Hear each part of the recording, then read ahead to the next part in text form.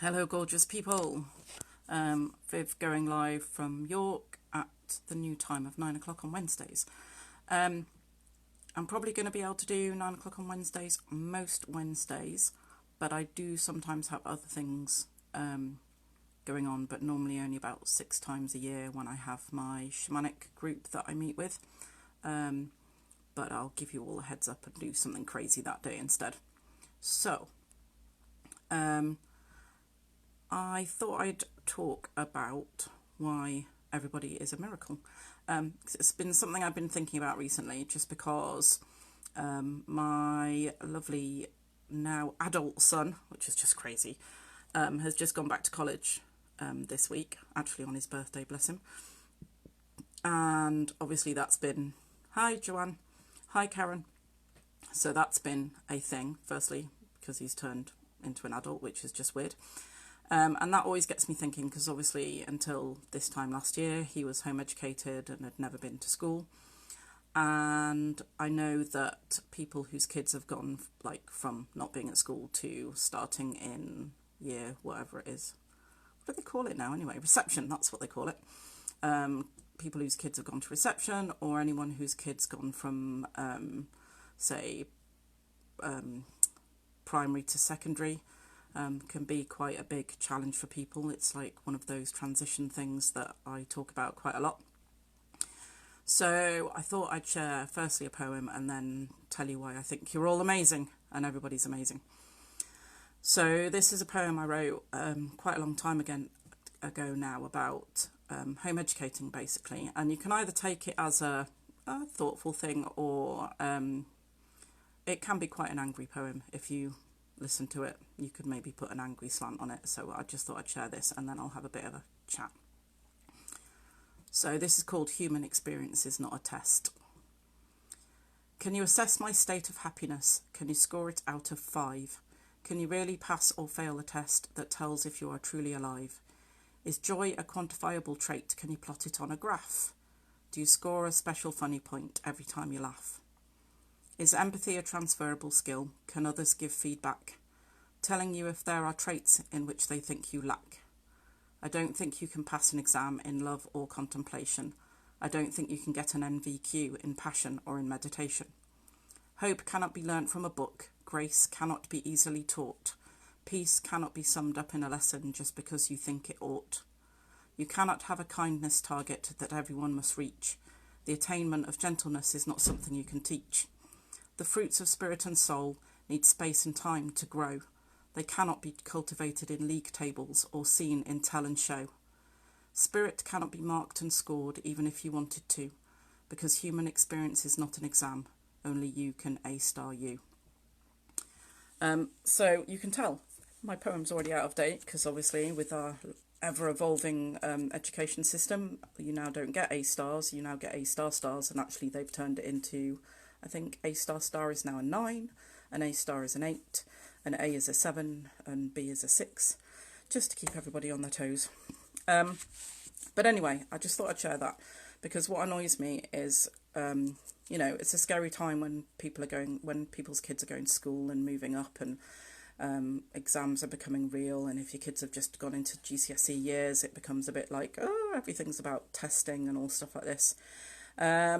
And obviously it's become a bit more of a real thing for me, because I had my kid, my eldest, do a couple of GCSEs and stuff last year, and obviously he's now gone into the equivalent of A-levels. So, and I hate that thing of comparison. I don't want my kids to be compared to other people's kids, but you just get sucked into it. It's like ubiquitous in society that everybody gets compared and all this stuff, especially at school. And I know some of that does follow through to, like, now people comparing each other on social media. How many likes have you got? How many loves have you got? Oh my god. All that sort of stuff. And it got me thinking about what are we comparing to? And I started just word playing, because I had a migraine earlier and it makes my brain always go a bit fuzzy.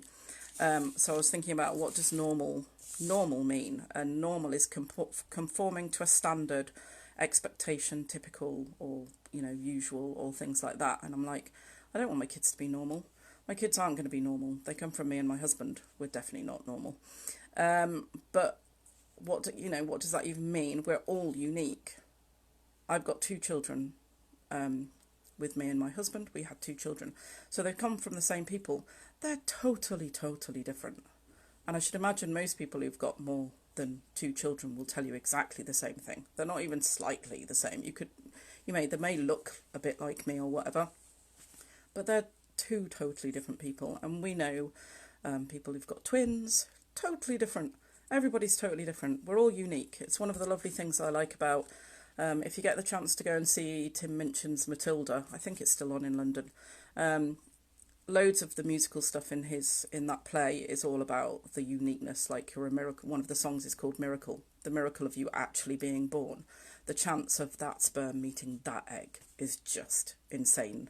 And the chance that that becomes that person is just, the fact that we're all here in itself is a miracle.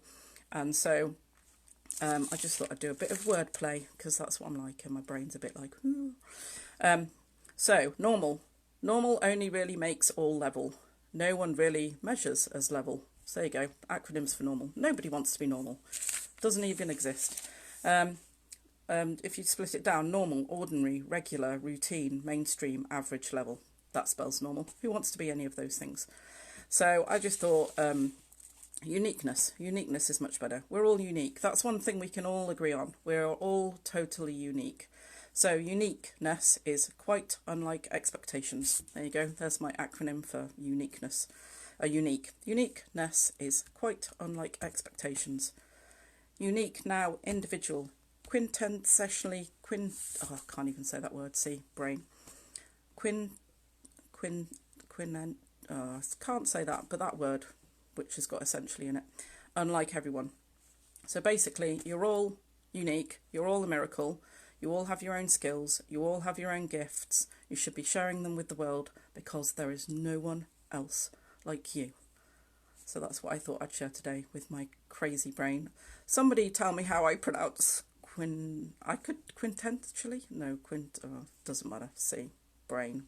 I'm unique, my brain's unique, my brain doesn't work sometimes, but that's fine.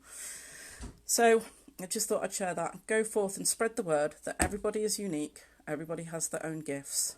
Nobody is ordinary. It doesn't exist, nor should it exist, and nor should anybody want to be that. And that if your kids are at school, tell them that they're amazing, and it doesn't matter that they're being compared to other people, because it doesn't matter. And later in life, nobody will care what they got at school and who they were compared to. So anyway, that's me. I'm going to go before I ramble on anymore. Okay, everybody, take care.